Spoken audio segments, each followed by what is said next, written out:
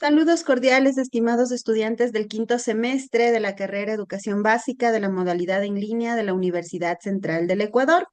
Mi nombre es Cristina Velázquez y como ustedes saben, vamos a tener en cada unidad una clase magistral que introduce el tema y pues que nos da el punto de partida para todo lo que se verá en esa unidad curricular, ¿sí? Entonces, hoy nos vamos a adentrar en el aprendizaje de la lengua y la literatura, específicamente en el tema variedades lingüísticas y el nacimiento de la cultura escrita, y vamos a ver cómo éstas reflejan tanto la cultura de la comunicación oral como la escrita. ¿Sí? En esta clase magistral veremos qué son las variedades lingüísticas, cómo se clasifican y su importancia en nuestra vida cotidiana. Pero entonces vamos a preguntarnos para empezar, ¿qué son las variedades lingüísticas? Pues estas son las distintas formas en que una lengua se utiliza, dependiendo de varios factores, ¿no? Diferentes autores, por ejemplo, Garro, Andrade et al. En el 2010, a través de un estudio lingüístico, ellos mencionan que esta lingüística interactúa con las creencias y expectativas de lo que significa el uso del lenguaje según cambia el contexto y el entorno del hablante. En otras palabras, vamos a hablar de las diferentes maneras dependiendo de con quién estemos y en qué situación nos encontremos. ¿Sí? Existen algunas variedades lingüísticas, como por ejemplo sociales, que vamos a ver aquellas que se dividen según su clase social. Aquí tenemos en la diapositiva tres niveles. El nivel culto, usado por las personas con un manejo avanzado de la lengua. Tenemos el nivel estándar, que es el correcto, pero sin llegar a la sofisticación del nivel culto. Y tenemos el nivel vulgar, donde el hablante tiende a romper las reglas gramaticales y a utilizar un vocabulario más limitado. También es importante considerar y recordar las diferencias por nivel educativo, donde encontramos el registro formal y el registro informal. El formal se usa en situaciones serias, mientras que el informal es más espontáneo y expresivo. Es común en interacciones cotidianas, por ejemplo, las familiares, ¿sí? Aquí tenemos algunos ejemplos que ustedes pueden observar, pueden pausar el video para que puedan observarlo de mejor manera, ¿sí? Vamos a hablar también de las variedades lingüísticas sociales por diferenciar estas variedades que les decía según el nivel educativo. En este caso vamos a ahondarnos, como les decía hace rato, en los registros principales.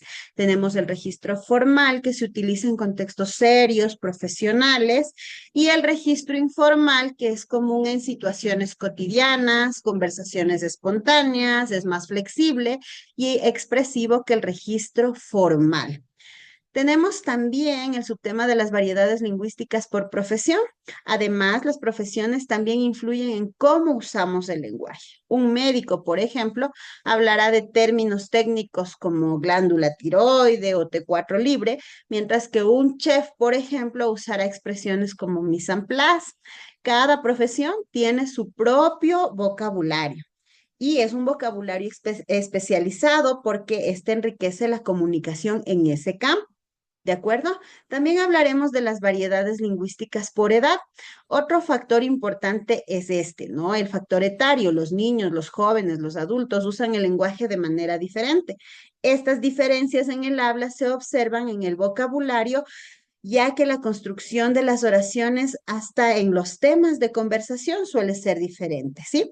Esto se refleja cómo el lenguaje evoluciona a lo largo de nuestra vida. Tenemos también el subtema de variedades diatópicas geográficas, ya que en cuanto a este subtema vamos a hablar sobre los diferentes dialectos, que son las formas en que la lengua cambia dependiendo de la región. Por ejemplo, el español de Quito es totalmente diferente al español de Madrid o de Buenos Aires, aunque todas sean variantes del español. Esto demuestra cómo la geografía moldea el lenguaje. Tenemos también estas variedades geográficas, algunos ejemplos locales. En el caso del español, podemos identificar diferentes dialectos. En el Ecuador, por ejemplo, el español tiene características únicas y específicas que lo diferencian del español de otras regiones. tanto en acento como en algunas expresiones, modismos de cada región. Este es un claro ejemplo de cómo la geografía influye en nuestra forma de hablar. ¿Sí? Tenemos también las variedades diafásicas o situacionales. Finalmente, estas variedades diafásicas o situacionales que están relacionadas con el contexto en el que se da la comunicación, marcan una diferencia también en el habla. Por ejemplo, nosotros utilizamos un registro informal cuando hablamos con amigos o familiares, pero estamos en capacidad de adoptar un registro formal en situaciones académicas, científicas, laborales y demás. ¿Sí? Entonces, en resumen, quiero decirles que estas variedades lingüísticas nos permiten adaptarnos a diferentes contextos y a diferentes personas, y esto hace que se enriquezca nuestra capacidad de comunicarnos. Es esencial, por supuesto, entenderlas para mejorar nuestras habilidades en lengua y literatura, para que de cara a esto nosotros tengamos una mejor expresión oral, una mejor expresión escrita y una mejor comprensión de las diferentes variedades lingüísticas que se pueden presentar dentro del aula de educación básica cuando estemos ejerciendo la docencia.